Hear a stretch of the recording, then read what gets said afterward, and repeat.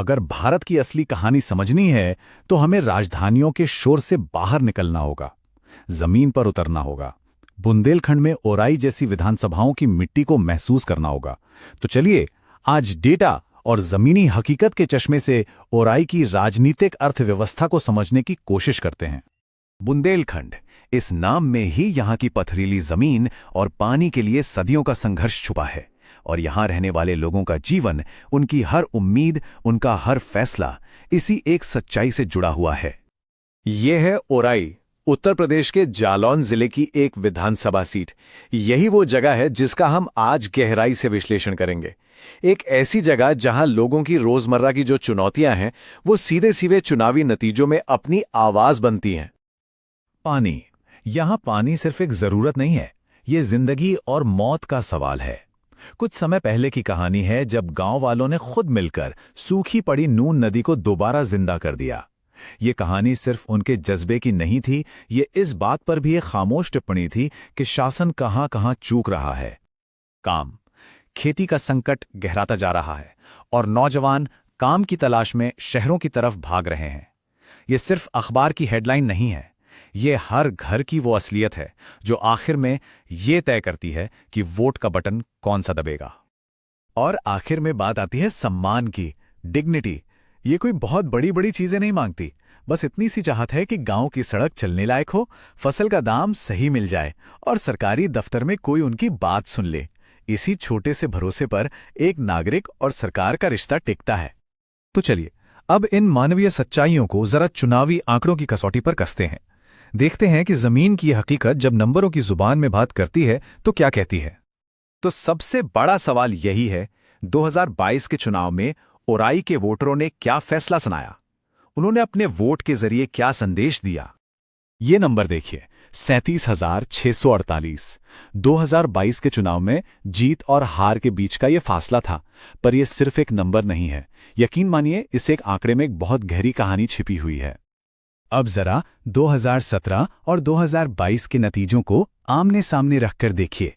2017 में बीजेपी की जीत का अंतर लगभग 79,000 वोटों का था।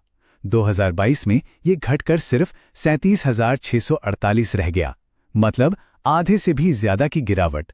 वहीं दूसरी तरफ समाजवादी पार्टी का वोट शेयर 23% से उछलकर करीब करीब 34% पर पहुंच गया।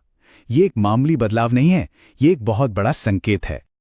इस बदलाव को समझने के लिए यहाँ के सामाजिक समीकरण को देखना जरूरी है। ओराई एक अनुसूचित जाति के लिए आरक्षित सीट है। यहाँ लगभग 28% आबादी दलित समाज से है। इसके साथ साथ लोधी और यादव जैसे प्रभावशाली ओबीसी समूह और करीब 12% मुस्लिम आबादी यहाँ के चुनावी नतीजों पर हमेशा एक बड़ा असर डालते हैं। और देखिए, जब समाज में इतनी विविधता हो तो हमारा संविधान भी मानवीय गरिमा के मूल्य को सबसे ऊपर रखता है।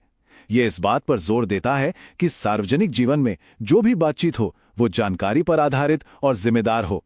ऐसी बातचीत जहां हर आवाज को सम्मान के साथ सुना जाए, यही एक मजबूत लोकतंत्र की असली पहचान है।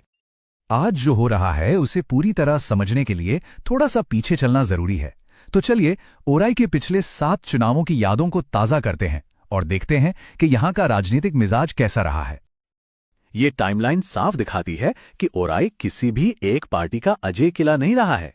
पिछले 30 सालों में यहाँ की जनता ने बीएसपी को भी मौका दिया, बीजेपी को भी, कांग्रेस को भी और समाजवादी पार्टी को भी।